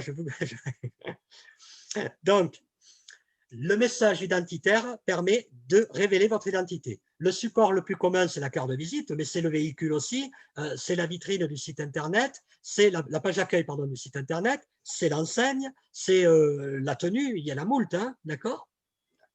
Le message qualifiant, lui, il est plus complet. Il est fait pour que votre cible sache trois choses. Alors, écoutez bien, je vais traduire, c'est pas noté, donc écoutez bien la traduction que je fais, je vais la faire très succincte, mais surtout très explicite. Le savoir-faire, c'est l'ensemble de vos prestations, la gamme de vos produits, le contenu de vos propositions, la liste de vos réponses. On appelle ça votre savoir-faire. Le savoir-être, c'est la manière dont vous procédez pour dispenser vos savoir-faire. Je m'explique. Le savoir-être, ça peut être 54 mètres carrés de boutique pour vous accueillir, présent sur votre marché tous les premiers vendredis du mois, rencontre avec tous les clients chaque samedi de l'année. Voilà. Ça, c'est la manière dont vous procédez. La manière dont vous procédez s'appelle le savoir-être. Et enfin, les garanties. Les garanties, c'est les engagements que vous prenez. Alors là, j'y tiens. Je vais vraiment insister sur ce point parce que j'ai affaire à des acteurs de proximité, des acteurs producteurs pour beaucoup, des acteurs producteurs dans un domaine ô combien important qui est l'agroalimentaire et les produits dérivés. Je donne autant d'importance aux artisans également. Les garanties, c'est les engagements que vous prenez à l'égard de vos publics. Les engagements à l'égard de vos publics sont ce que l'on appelle votre charte qualité. Ça peut être, par exemple, tous nos produits sont certifiés, fabriqués à la ferme. Tous nos produits sont garantis produits locaux, etc., etc. C'est les engagements, les certifications, les normes, Camille est présente, Guillaume peut en témoigner, c'est les partenariats qui se sont engagés avec vous et qui garantissent le bien fondé de votre produit. Et bien ça, il faut le dire. Les clients attachent de plus en plus d'importance à ce que l'on appelle l'effet rassurant, une garantie par nature. Et c'est un ancien directeur des ventes de Darty qui vous parle. Et quand vous savez que Darty a bâti sa réputation sur le service après-vente, je ne dis pas qu'elle est valable, je ne me permettrai pas, mais je dis que la réputation de Darty, elle n'a pas été bâtie sur les produits, elle a été bâtie sur les garanties. D'accord? Eh bien, imaginez quand on est des acteurs comme vous, beaucoup plus proches de sa clientèle que ne l'est une enseigne que celle que j'ai citée. Donc, prenez en compte les actions d'engagement. Et n'hésitez pas, vous voyez, j'insiste, n'hésitez surtout pas à mettre sur vos documents de communication, vos plaquettes, vos sites internet, vos dépliants, vos brochures, les engagements que vous prenez. Le savoir-faire, donc je résume, mes prestations, le savoir-être, ma méthode, comment je procède. Qui sommes-nous? Comment procédons-nous? Et quels sont nos engagements? Voilà les phrases que vous pouvez utiliser pour traduire le message qualifiant. Qui sommes-nous? Que faisons-nous? Pardon. Savoir-faire. Qui sommes-nous? Savoir-être. En quoi nous engageons-nous? Quels sont nos engagements garantis? Et enfin, le message intentionnel qui, lui, avant de le traduire, a une particularité par rapport aux deux autres, c'est qu'il est beaucoup plus ponctuel. Autant les deux autres, Jean-François, vous tous, Marie Malagra, Stéphanie, Laura, tiens, Nelly, Sandrine, vous tous, le message identitaire et le message qualifiant ont eux une portée durable, ce que l'on appelle des messages permanents. Alors, on peut les modifier à terme. Hein. Alors que le message intentionnel, le 3, là, vous voyez, celui où est en train que je suis en train de balayer avec ma souris, le message intentionnel, pardonnez-moi, je réadapte mon siège, je suis toujours là. Hein. Le message intentionnel, aura, lui, ce que l'on appelle une mission plus ponctuelle. Il a un seul et unique but, regardez bien. Aïda. Alors, Aïda va me dire Laura, Nelly va me dire Richard, moi Aïda je connais, c'est un grand opéra de Verdi. C'est ça Nelly? C'est vrai, très bel opéra de Verdi, en effet. En communication, c'est surtout une technique qui permet, regardez, on le voit ensemble. Nelly, c'est bon? Vous me suivez? Capter l'attention. A de Aïda. Susciter l'intérêt. I de Aïda. Très bien. Provoquer le désir. Nelly, D de Aïda. Et enfin, déclencher l'action. A de Aïda. D'accord? Alors, je vous donne un exemple concret. Unique sur votre commune. Découvrez en exclusivité votre nouvelle offre alimentaire. Rencontrons-nous dès ce dimanche et profitez d'une remise immédiate pour tout achat à partir de. Après, ça va faire tard. Hein. Je vous attends dès 10h15 sur la place du marché. Qu'est-ce que vous avez fait? Vous avez annoncé, vous avez suscité l'intérêt, vous avez provoqué le désir et vous avez déclenché un rendez-vous. Eh bien, on est bien dans une démarche Aïda. Et ça, entendez-le, c'est typiquement tout ce qui est utilisé par toutes les offres ponctuelles. Quand vous recevez un SMS pour une promotion, quand vous recevez un SMS de votre parfumerie qui vous dit stop à faire, etc., c'est de l'AIDA. D'accord? Voilà. Alors attention, l'AIDA fonctionne très bien et fonctionne d'autant mieux quand vous êtes amené ponctuellement à sensibiliser des cibles qui sont confrontées à des périodes délicates. Je ne vous en dis pas plus, vous avez fait le lien avec ce que nous traversons en matière sanitaire. Alors, le but n'est pas de faire des remises à tout va, hein, mais le but est d'activer ponctuellement votre cible. D'ailleurs, la technique AIDA répond parfaitement à l'objectif trafic ou fidélisation, puisqu'il permet de générer du flux à un instant T ou de fidéliser à une période donnée. D'accord? Bien, ben, écoutez, je suis ravi parce que là, vous avez vraiment maintenant des éléments de contenu. Allons plus loin, allons plus loin. Je vous ai dit que communiquer ne devait se faire qu'à des périodes bien définies. Alors maintenant, je vous invite à voir les différentes périodes. Alors, en communication commerciale, on appelle période un espace-temps dans lequel mon activité est censée être plus ou moins sollicitée. Ça n'a rien à voir avec le printemps, l'été, l'hiver. Non sono le quattro stagioni de Verdi. Hein? Ce ne sont pas les 4 saisons de Vivaldi, pardon, pas de Verdi, de Vivaldi. Mais ça peut. Il y a des produits qui ont une saisonnalité liée aux saisons climatiques. Ici, en communication commerciale, il y a 3 saisons déterminées, définies. Les périodes fortes. Mon rôle est de vous apprendre, c'est prétentieux, mais de vous dire ce soir, que devez-vous privilégier en fonction des périodes que vous rencontrez? En période forte, vous devez communiquer en priorité sur l'éthique. C'est quoi l'éthique? C'est ce qui vous caractérise en matière d'entreprise, engagé sur le développement local, partenaire des producteurs locaux, développement de produits bio. Voilà, ça c'est l'éthique. La spécialité, quel est le métier qui vous caractérise en spécificité? La spécialité sur les bovins, sur les ovins, sur telle particularité. Le fonctionnement, la manière dont vous êtes amené à fonctionner. Le but, regardez bien, le but est de renforcer votre image. En période forte, je ne fais pas de promotion. Par nature, on vous veut en période forte. N'allez pas brader vos produits. Les périodes stables sont les périodes mi-figue, mi-raisin, comme on les appelle chez nous.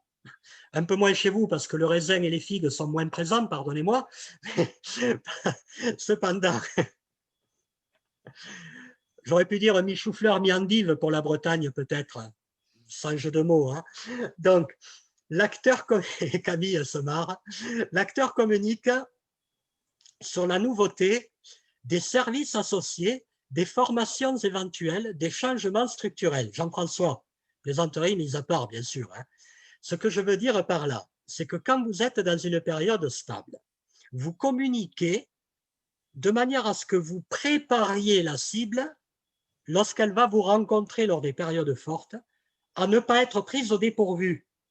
Donc, quand vous avez fait un changement, quand vous avez fait une formation pour vous spécialiser, quand vous avez développé votre gamme, que vous avez des nouveautés, n'hésitez pas à le communiquer, ça je vous l'ai dit plus haut. Mais ne le dites pas n'importe quand, dites-le quand la période, elle est plutôt stable. Voilà. Ne le dites pas dans des périodes totalement creuses parce que la personne ne s'intéresse à vous, ou très peu.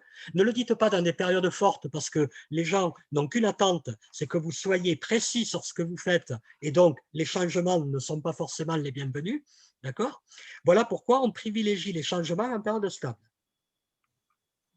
Et enfin, les périodes faibles, je vous souhaite d'en vivre le moins possible, mais elles font partie cependant du panorama commercial. Donc, en période faible, mon devoir de formateur et de conseiller en communication est de vous dire quoi faire. Période faible, alors de deux choses l'une, hein, Jean-François. C'est bon, Jean-François, vous m'entendez? Oui, c'est bon. Ouais. Donc, en période faible, de deux choses l'une. Soit vous faites comme je le fais moi jusqu'en 2019, parce qu'en 2020, je n'ai pas pu, je décide de partir dans le sud de l'Italie, d'accord? Et donc, je ne travaille pas. Soit en période faible, je continue à essayer d'activer mon activité. Et donc, qu'est-ce que je peux faire? Eh bien, je communique sur des offres attractives, des mises à disposition de produits ou de services rapides, des réductions conséquentes. Prenez cet exemple que la Covid nous a fait traverser depuis le mois de mars. Avec Louvigné notamment, on avait réagi sur un produit comme tel. Guillaume en a parlé, Aurélie Méjadi le confirmerait si elle était avec nous. Nous avions essayé de voir sur des périodes qui nous fragilisaient comment on pouvait activer nos boutiques, nos activités. Eh bien, on avait notamment travaillé sur pourquoi pas adhérer ou travailler sur une mise en place de plateformes numériques ou de boutiques en ligne. D'accord? Eh bien, ça permet de répondre. On peut aussi travailler sur des opérations de réduction pour que nos produits s'écoulent, Jean-François. D'accord? Alors attention, une opération de réduction quand vous êtes en période faible, c'est une véritable opération. Hein, ne faites pas 5%, sauf si vous avez des volumes très conséquents. Parce que 5%, c'est une offre de bienvenue. 15%, c'est une véritable réduction promotionnelle. Hein. J'ai une petite question du coup. Oui. C'est Delphine. J'ai une petite question. Delphine, on vous écoute. Par rapport aux périodes faibles, oui. Ça peut être par exemple 2 jours dans la semaine. Oui, très bien. Là, on fait juste l'offre qui correspond à 2 jours dans la semaine. Delphine, je vous félicite parce qu'il ne faut pas considérer la période comme une amplitude mensuelle ou semestrielle. Ça peut être une amplitude hebdomadaire ou journalière. D'accord, voilà, c'est ça. Tout à fait. Bien, tout à fait. Okay. Par contre, Delphine, j'attire votre attention et à l'ensemble de la communauté, hein, la communauté du webinaire. Hein. Attention, parce que sur la particularité hebdomadaire, comme c'est le cas, comme vous m'avez cité, de ne pas réitérer la même offre d'une semaine sur l'autre, hein, parce qu'au bout d'un moment, ils vont prendre l'habitude et vous n'aurez plus d'impact. Hein. D'accord, ok. Vous m'avez compris, Delphine?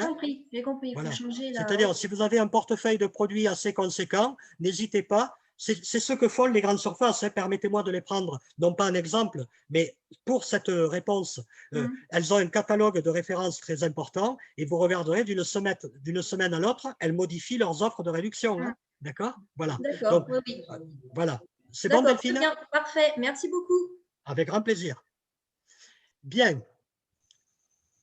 Une fois que vous avez, alors on va faire le point ensemble, on a vu les différents supports, on a vu les contenus, on a vu les périodes, le budget, je vous laisse le soin de l'allouer, hein, ça appartient à vos entreprises. Alors, on me demande quelquefois, Richard, quel est le pourcentage financier que je dois allouer par rapport à un chiffre d'affaires.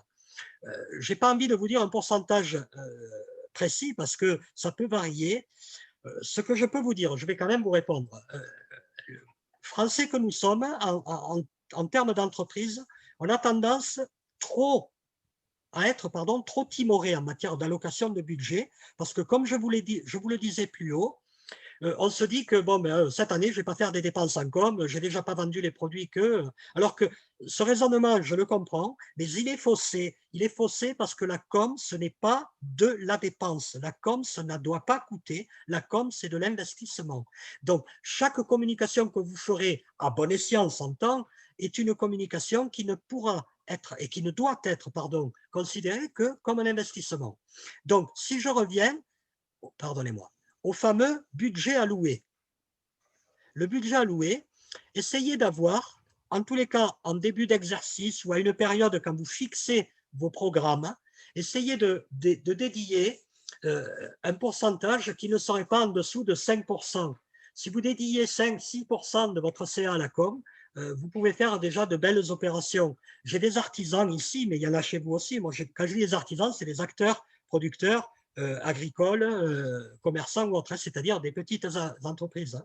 J'ai des acteurs, un électricien que j'ai en tête notamment, un viticulteur qui consacre 20% de ses actions de com, 20% en budget alloué. C'est-à-dire c'est très conséquent, mais à la fois, quand le gars met 1000 euros, ça je dois vous le dire, hein, il fait 500 000 euros de chiffre d'affaires annuel. La personne à laquelle je pense. Il est à 7 pour ne pas nommer la ville, si ça vous parle. Camille, 7, vous visualisez parce que vous étiez chez nous il y a encore un peu de temps. Donc, la ville de Sète, qui est une ville portuaire de mon joli département de l'Hérault, cet acteur est électricien artisan à Sète, chiffre d'affaires à 500 000 euros. Chaque année, l'individu investit 20 000 euros de com. Inutile de vous dire combien font 20 000 euros, hein, 20% pardon, de 500 000, ça fait 40 000 euros, on est bien d'accord. Vous avez fait le calcul aussi vite que moi. Donc, vous avez 2 fois 5, 10, pardonnez-moi. Donc, il investit près de 80 à 100 000 euros de communication. C'est énorme, c'est énorme. Je vous le concède. Par contre, chaque fois qu'il met 1 000 euros de com, il retire, écoutez bien le chiffre, hein, il retire 4 000, 5 000 euros, 6 000 euros. Chaque fois qu'il met 15 000 euros, il retire 60 000 euros. Je veux dire par là qu'une opération de com doit être faite en se disant que c'est l'investissement qui va produire des résultats. Donc, vous avez un chiffre que vous pouvez choisir, mais je ne vous dirai surtout pas, mettez au moins autant d'argent. Parce que à chacun sa bourse, hein, comme on dit, à chacun son enveloppe. Par contre, la seule chose que je vous dirais, considérez que votre budget, que votre communication doit être, le terme est celui-là, budgétisé annuellement. Et n'hésitez pas vraiment à mettre en place des opérations de com. Faire une action de com numérique, vous allez le voir, et notamment la semaine prochaine, c'est vraiment pas onéreux. Hein.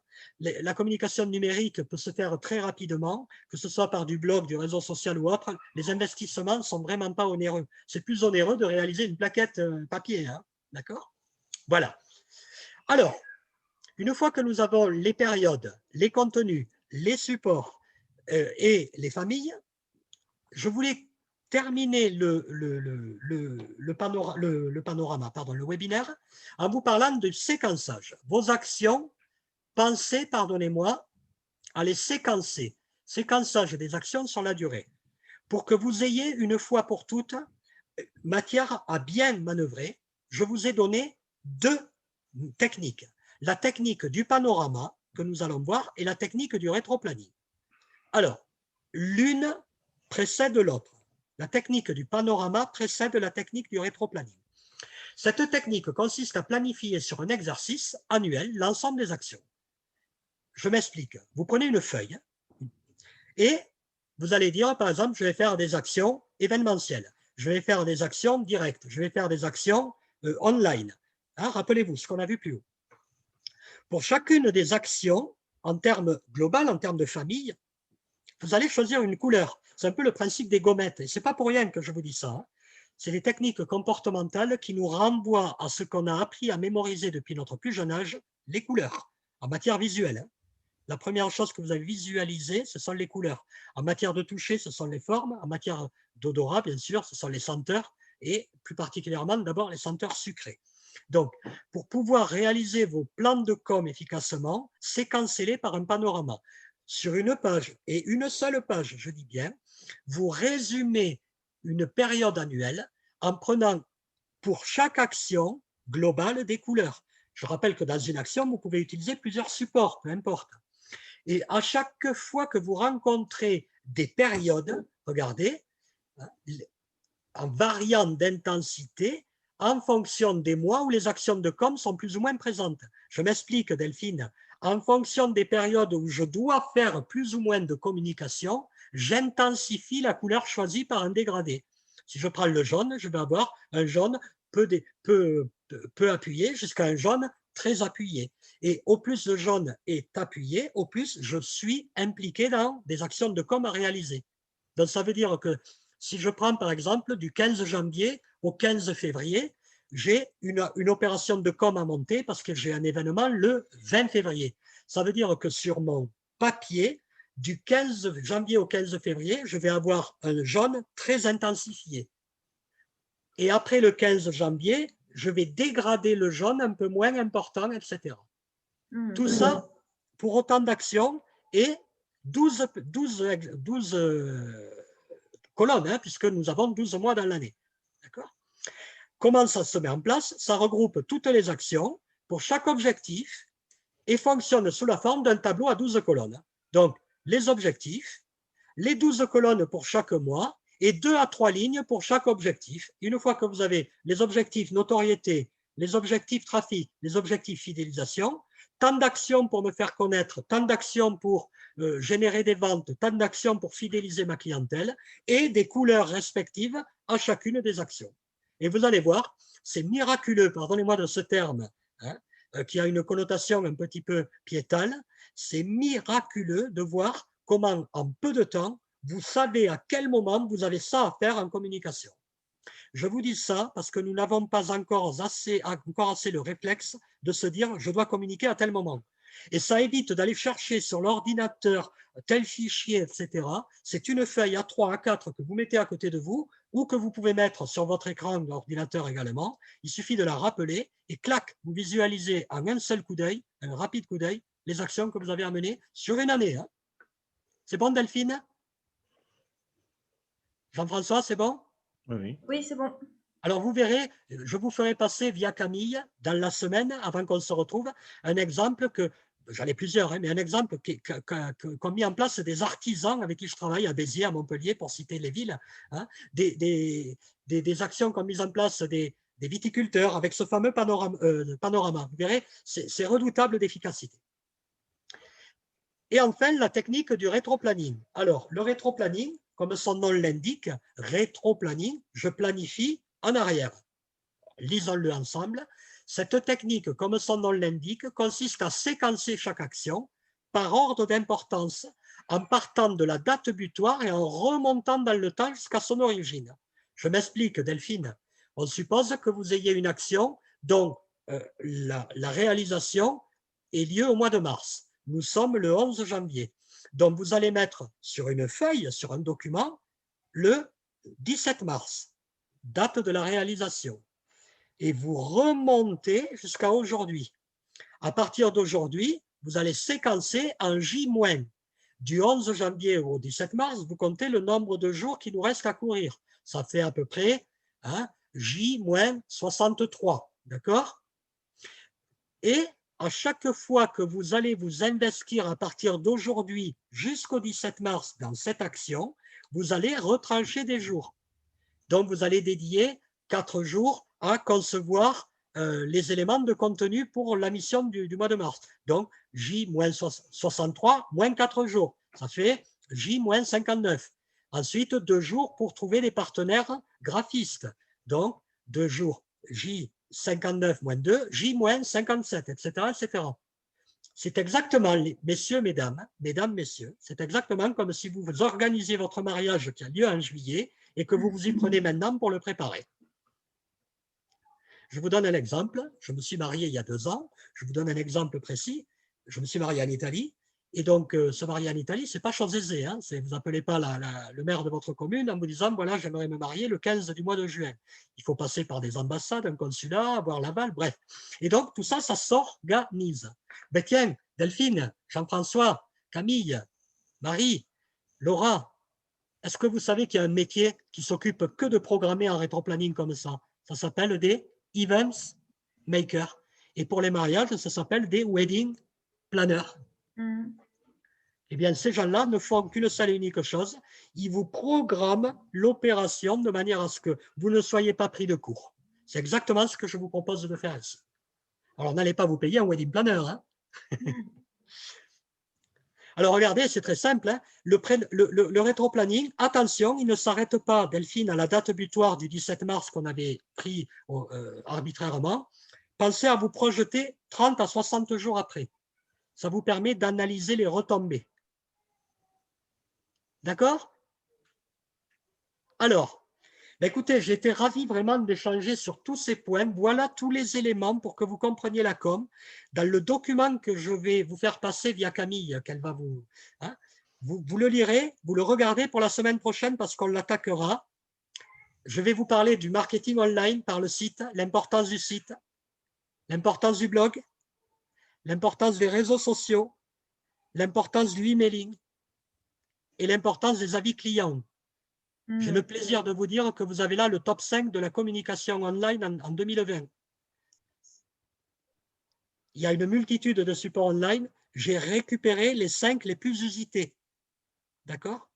Toute entreprise confondue. Et vous verrez l'intérêt de bien comprendre tout ça pour que vous puissiez la semaine prochaine, avec l'autre intervenante qui, elle, va vous parler techniquement et de la manière logistique de le réaliser, de comment, grâce à ça, on peut aller ensuite sur des plateformes et sur des supports de distribution dédiés. Pour conclure, je voulais vous remercier. Je me tiens à votre disposition. Je vous invite bien sûr à noter hein, les questions et à les transmettre à Camille, comme je vous l'ai dit, via le chat, et elle me les transmettra pour que je vous réponde. Je peux quand même vous réserver avant, comme je vous disais. Merci beaucoup pour ce petit teaser pour la semaine prochaine. Juste, on a juste 2 questions, donc je pense qu'on peut essayer d'y répondre rapidement, si ça vous va, Richard? Oui, j'ai 1 minute, là, je peux vous répondre, bien entendu. 1 minute, c'est parti. Du coup, il y en a une, c'était pour revenir sur la diapo, sur la définition des différentes périodes en termes de communication. Donc, ça serait pour revenir sur comment est-ce qu'on arrive à identifier les différentes périodes. Donc, qu'est-ce que vraiment une période forte, qu'est-ce qu'une période stable et qu'est-ce qu'une période faible? Très, très bien. Une période est définie en fonction de 2 choses. Quand je me crée, elle est définie en fonction de ce qui se passe par le biais de ma concurrence sur ma zone actuellement et en matière donc de ce que l'on appelle du benchmarking, pardonnez-moi du terme, c'est une analyse concurrentielle de réalisation de chiffre d'affaires. Le deuxième événement, quand je me crée, hein, sur lequel je peux me baser, c'est par rapport à un prévisionnel, parce que tout créateur est susceptible, pour ne pas dire des fois obligé, de donner et de fournir un prévisionnel, ce que l'on appelle un compte de résultat prévisionnel ou un prévisionnel de développement. D'accord? Et en fonction de à quel pourcentage je suis du prévisionnel, je peux savoir si je suis dans les clous ou pas. Quand je suis installé, je me base sur un chiffre d'affaires réalisé antérieurement. Et le meilleur support de réalisation antérieure, c'est un exercice d'au moins 3 ans qui me permet de voir une ventilation de période bien définie. D'accord, Camille? Est-ce que c'est clair? C'est bon, j'ai été clair? Bah, c'est plutôt pour oui, pardon, Camille, mais surtout les acteurs. Ambrosino. Oui, Stéphanie. Voilà. C'est bien clair là-dessus. C'est ça, hein, les périodes sont toujours soit relatives quand je me crée à une analyse concurrentielle ou à un prévisionnel, et quand je suis créé à un historique de chiffre d'affaires. Et ensuite, du coup, on avait une deuxième question, parce que vous avez plusieurs fois répété que la communication, ce n'était pas un coût, mais plutôt il fallait le voir sur le prisme de l'investissement. Oui. Et donc là, il y a une question, le lien est-il toujours linéaire entre l'investissement de la communication et le retour sur investissement? Et ça serait magnifique. C'est une bonne question. Bien entendu, non. Bien entendu, non. C'est-à-dire que vous pouvez très bien investir à un moment donné et avoir des retombées plus faibles sur une période. Ce que je veux, par contre, vous dire, c'est que si vous avez investi à bon escient, c'est faire une opération parce que vous avez, grâce à ce que nous avons, par le biais de ce que l'on a vu plus haut, vous avez considéré que communiquer est important déjà. Donc, vous aurez toujours un retour sur investissement. Il ne sera pas forcément financé immédiatement. Il sera, quoi qu'il en soit, en image très vite. Il peut être également en retour réseau, chose que l'on n'a pas l'habitude forcément de visualiser très vite. Tout n'est pas quantifiable. Voilà pour répondre à cette question. On peut avoir, effectivement, si je fais une opération où j'ai acheté tant de produits, j'ai proposé tant de remises sur une période donnée, ça, je peux le quantifier. Mais quand j'envoie un message via un média en disant « découvrez notre nouveau service », ça, je ne peux pas quantifier alors que j'ai investi 300 € d'encart dans le média considéré. Par contre, quand je vais faire mon examen annuel de ce que m'ont permis de développer mes actions en termes de chiffre d'affaires, je vais faire tout simplement un rapport entre temps investi et temps généré en CA. Et la différence de chiffre d'affaires entre la période N et N-1, je peux considérer qu'elle est entre autres due à mes investissements en communication. D'accord ? Alors, c'est pour ça qu'on dit que tout n'est pas quantifiable en communication. J'investis 1000, je retire 5000, ça serait formidable. Il y a des actions qui peuvent être plus spécifiques en retour sur investissement. Il y en a d'autres qui le seront moins. Mais en tous les cas, retenez qu'une action de communication et plus particulièrement les supports que vous allez utiliser de manière plus continue, je pense à une carte de visite, un site internet, ne vous feront que du bien à terme. Ils ne vous feront que du bien parce que, comme je l'ai dit ici, hein, ils vont véhiculer la bonne image. Et l'erreur qu'on a l'habitude, regardez, je vous donne un exemple, regardez ici, hein, voilà, je ne vais pas le lire maintenant, mais lisons la fin. Notez 81% des entreprises qui ont fait faillite en 2014. Ça, c'est un chiffre, pour moi, ça me fait peur, ça me fait trembler quand je vois ça, n'avaient pas de site Internet. En France, hein. Imaginez alors ce pourcentage en 2021. Alors, des entreprises qui ont fait faillite ou qui ont déposé le bilan, pardonnez-moi, c'est un chiffre global, hein, mais à 80% n'avaient pas de site Internet. CQFD. Hein. C'est bon, Camille, j'ai répondu? Bah, je pense que oui. En tous les cas, ça a été… Là, je l'ai juste dans votre chiffre que vous venez de citer. Site Internet, ça inclut profil réseau ou pas? Alors, justement, non, parce qu'on était en 2014. C'est pour ça que j'ai mis « Imaginez en 2021 », où il y a en plus de profils réseau. Camille, en 2014, les réseaux se développaient. Ils existaient, mais on était encore aux prémices. En 7 ans, c'est phénoménal de voir l'impact qu'ont eu les blogs, hein, les réseaux sociaux à proprement parler, etc. D'accord ? Et ça, on insistera sur ce point, notamment la semaine prochaine. Oui, oui, oui. Voilà. On ne va pas trop en dire, on va garder du suspense. Voilà. Bon, je voulais dire, ça a été un plaisir de travailler avec vous ce soir. Vraiment. Eh bien, merci beaucoup. Merci. Merci. Merci à vous tous. Merci, Je vous invite à condenser vos questions. Si vous en avez demain, là, vous laissez couler l'information. Camille, on leur transmettra ce premier PowerPoint. Hein, je compte sur vous. Vous pouvez leur envoyer. Et vous pouvez regrouper vos questions et les envoyer à Camille. Elle m'en fait part. Et je vous retrouve la semaine prochaine. Avec grand plaisir. Merci, au revoir. Merci. Merci. À Au la revoir, semaine vous tous. prochaine. Au revoir, Camille. Au revoir. Pareil. Merci. Au revoir. Au revoir. Au revoir. Au revoir. Au revoir.